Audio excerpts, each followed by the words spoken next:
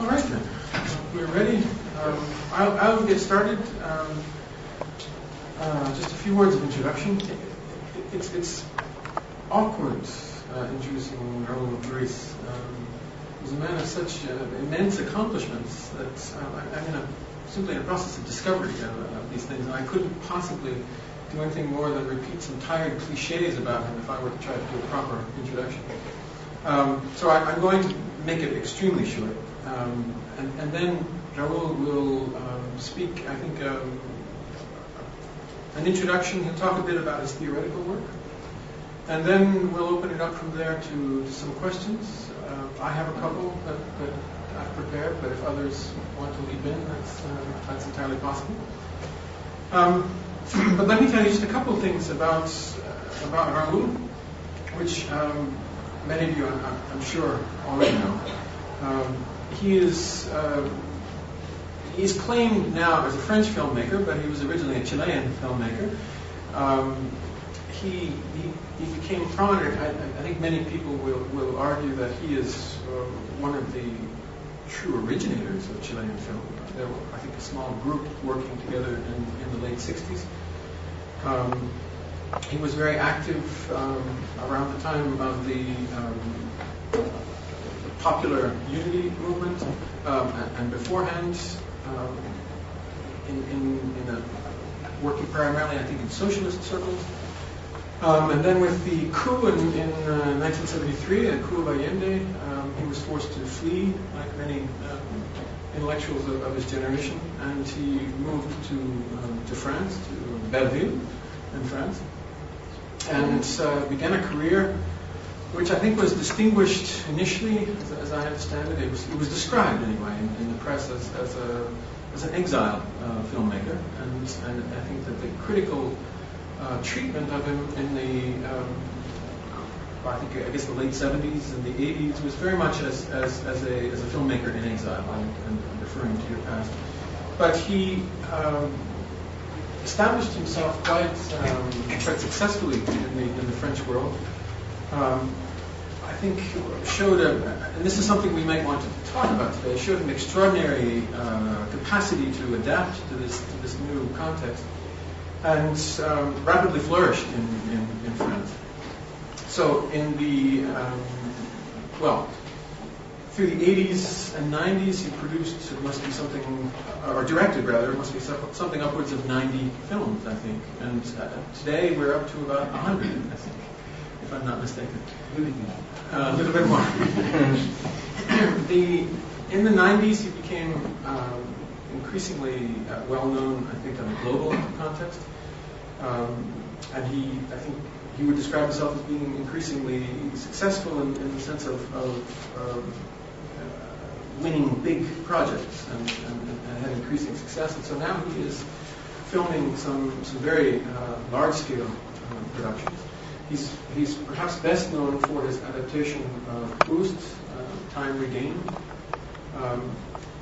But he's done a number of things. Well, currently there is a hit on the continent, a film about Klimt, starring John Malkovich, I believe. In the coming year, he will be filming on Protagoras, and also the Song of Roland, if I'm not mistaken, two large budget productions. Raoul is, having done over 100 films, he's interested in finding, I think, a more measured pace, and hence his interest in some sort of connection with the Academy.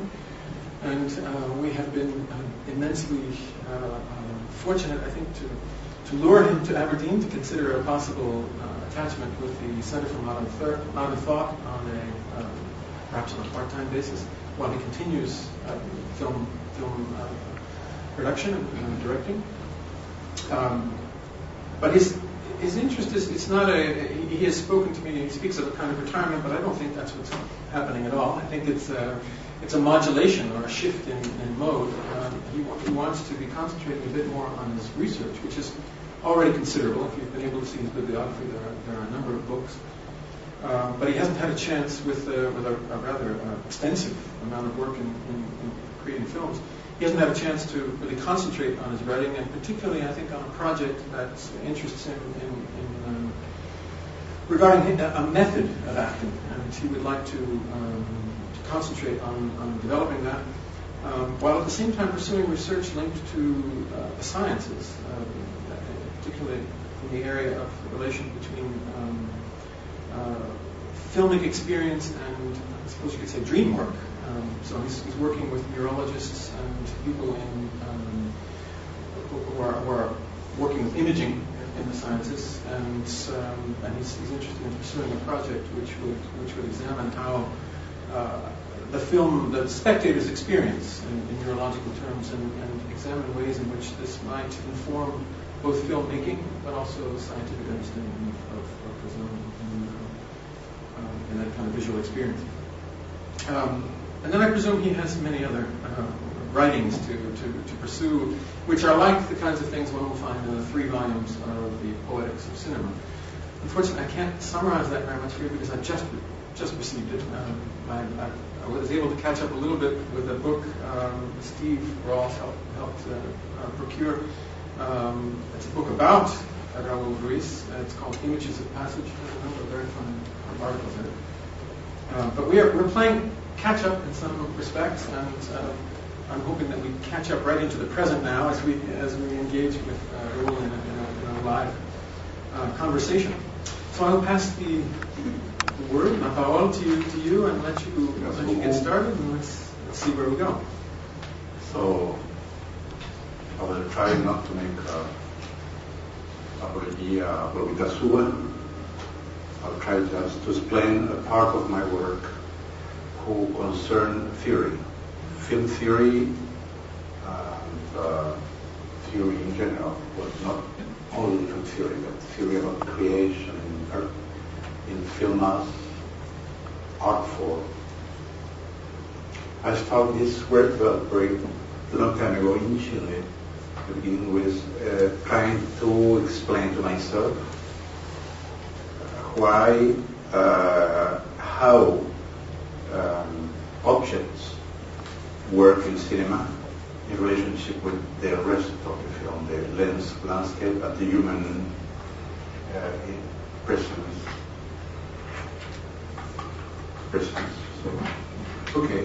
So I will try to resume that as a way of presenting myself in terms of theory. If I do that, it's mainly because there are very few of my colleagues who are really interested in theory of cinema. They don't want to explain themselves or each other how theory may have an active intervention in the film activity.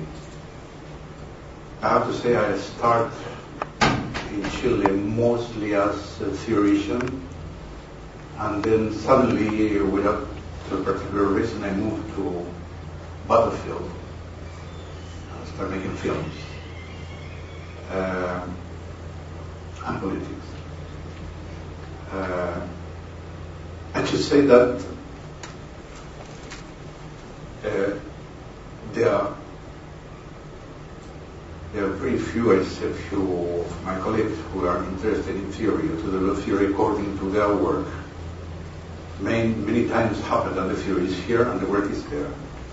And I have to make a connection. That's the reason why I call poetics and not general theory of films.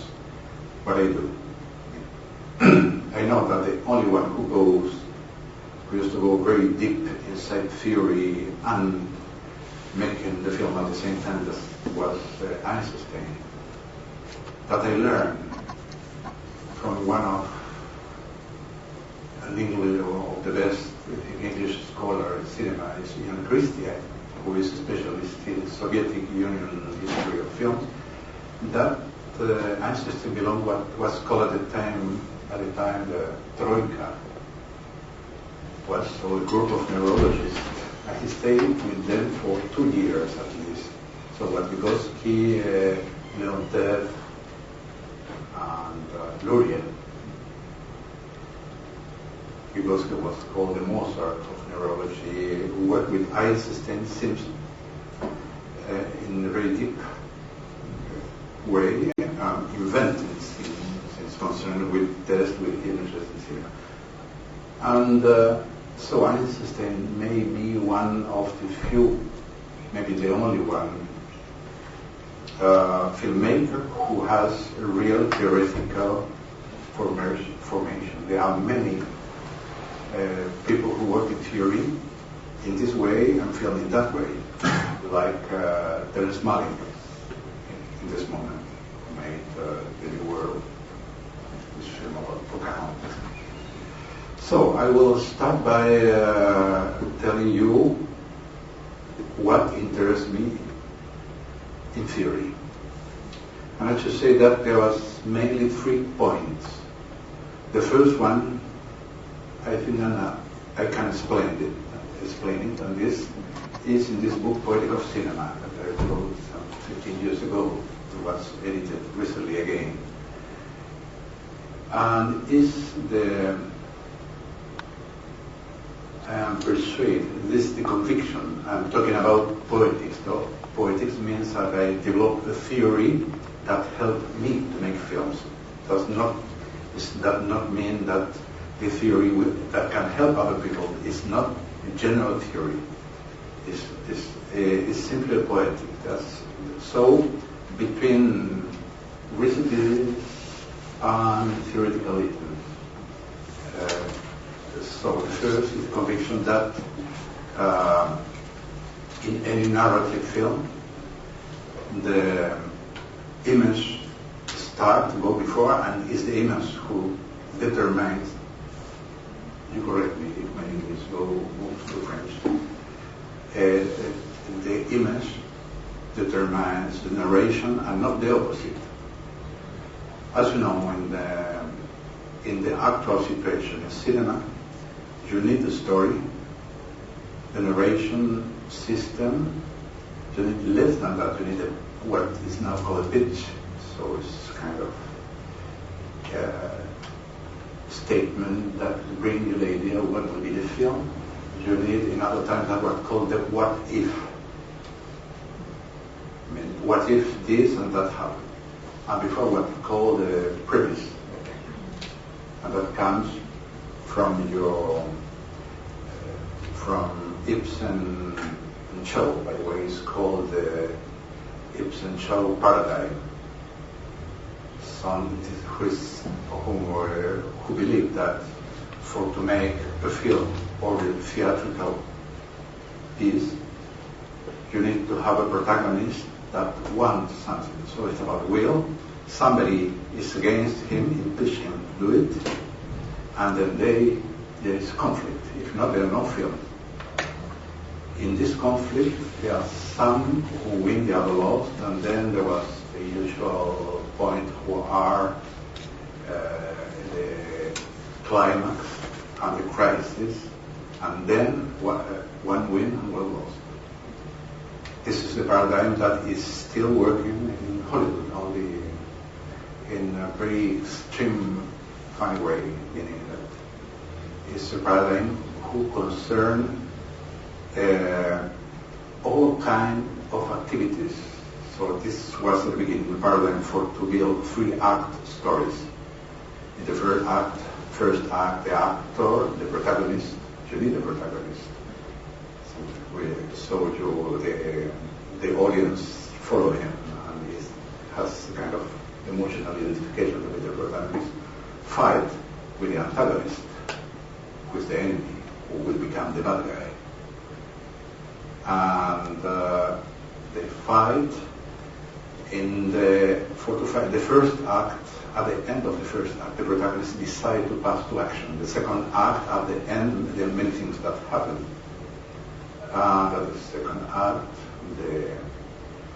the protagonist almost lost. And the third act, finally, he wins. He lost. This is the structure.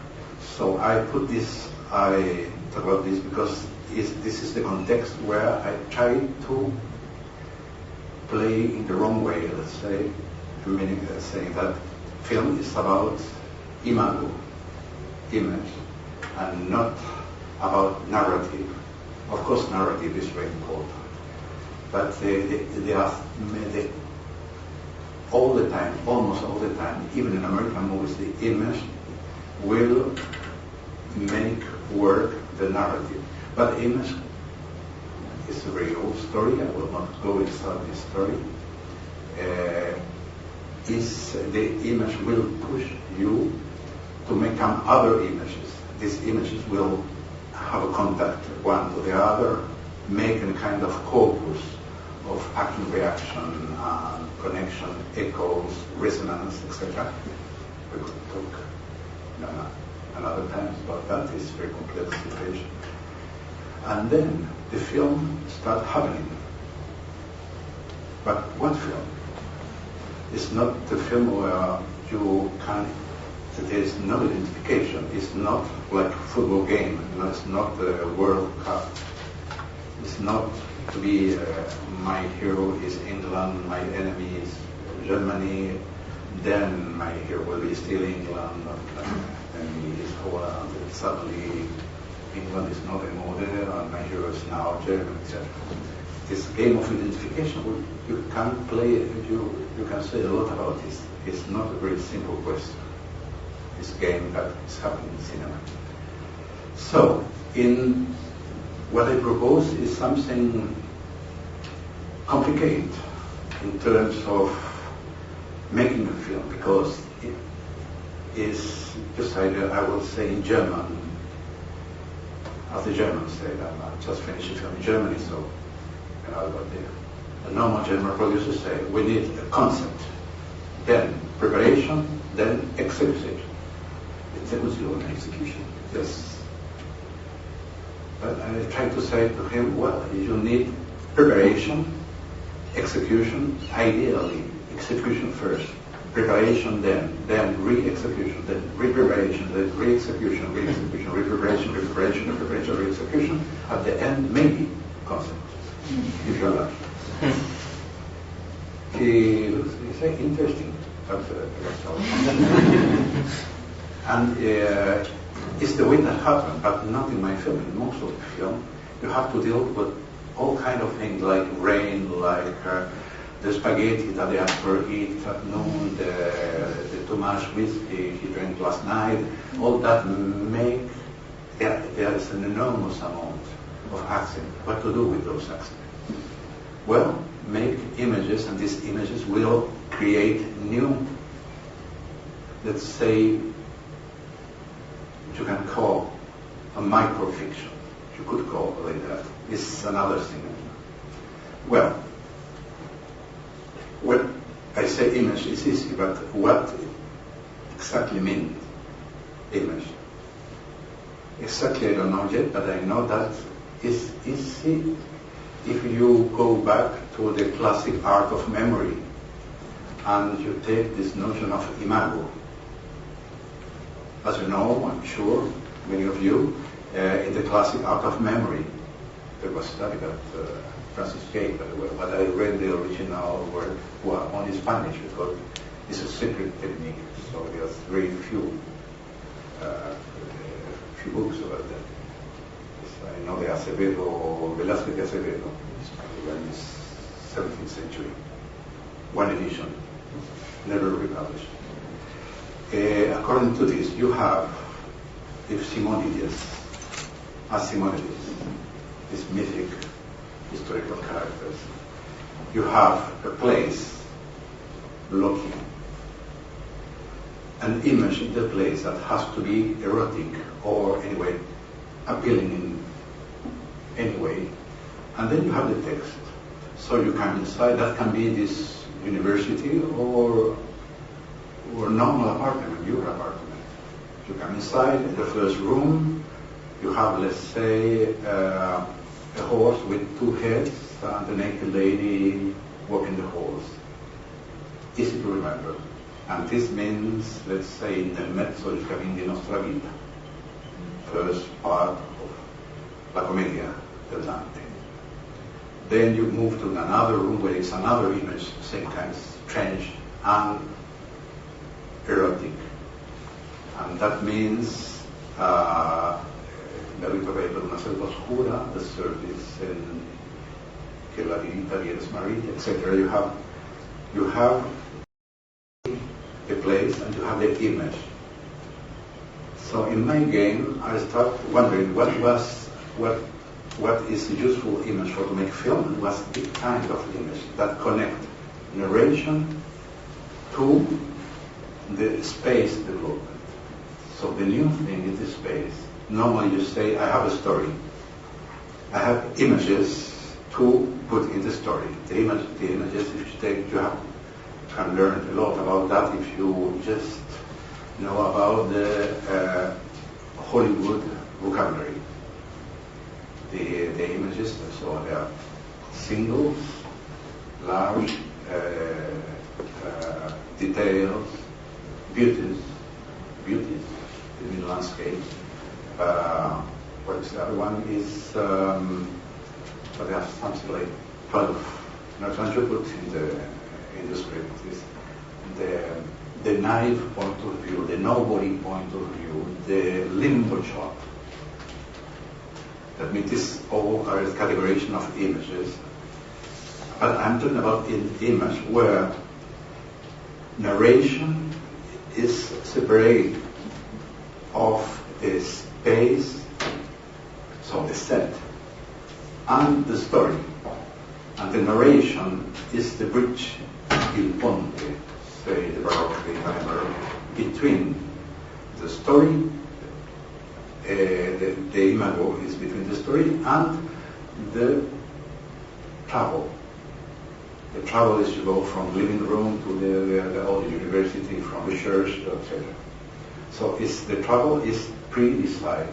You move in the territory that you can feel about what will happen because you feel the next room. You know about that, but you will not know about the atomistic aspect of the image that will provoke kind of several echoes. Let's call it that. And I would like to put here a quite well-known statement by Giordano Bruno, who was trying to translate, in Italian, who's funny because it was written in Latin. Chi deve operare sulla realtà facendo uso dei vincoli, well, let's say, who want to operate. So it's about magic. If you say operate, this word means magic. Operates in the reality, using vincoli, liam, how would be in English? Binds. Relations. Yeah, binds. Yeah. Yes. Vincoli. Vincoli. Yes. Oh, very time. Yeah. Yes. So you will help me. If you could need a general theory, universal, say, avrebbe così dire un bisogno di una teoria universale delle cose per essere così in misura da vincere l'uomo, dire tutte le cose per così dire la ricapitolazione. So you can help there. Oh yeah. Well, can you just if you play with relationships, vincoli, all kind of this and that, and father and son, it's all kind of relationship. Should need a universal theory, so an abstract point of view, let's say, to be able to, and this is still again magic, a vincere l'uomo. A vincere to dominate. Dominate. Yeah. Yes, dominate the man who is in some way the recapitulation of everything. This is a very changed statement and quite, for me, quite useful if I want to explain what is image for me. Image is the connection of image that will provoke a sort of explosion. It's about montage, but editing. But it's about more than that. But it's editing inside and outside editing. So I will go back to this idea. So I think I need an example. When I say to you that I made 100 or something films, I'm meaning all kind of films. some 5 minutes, but some 15 hours. So I made a film of about 15 hours, still not finished, with Porco Fralandis. The starting point of this film was this. I was in the street, I was going to the bank, and there was a young woman, en train d'arroser Crossing the street. no, arroser, putting water. Yes, arroser. But what's special with her, she was making something very normal, but was looking to the horizon, and with a kind of blank side, and I was thinking of something maybe sad, maybe nothing at all. She was like that. So I looked at her for a while, and then I go to the bank, and I came back half an hour later. And there was the same lady, still with the water, pointing to the same point. And there was something 5 persons looking not to her, not where she was looking, but looking to the water, fascinated by the water like this. So you see, what is the meaning of all this? Of course, I didn't know. I saw her in the same point, with the same water, 3 months later, but she was pregnant. Well, I take this image and I put it in my head, and then there was another one. There was a little boy on the floor in the street there. And he was looking and smiling. And he was surrounded by many people looking at him. And they asked a question, what is your name? I say, I don't know. You feel bad? I don't know. Your father know where you are? I don't know. That was the conversation. Then, 3 days later, I saw the same boy in another place, same game. But 1 week later, I saw another boy, not the same one, playing the same game. So, could be a game popular with children. So it was kind of enigmatic situation.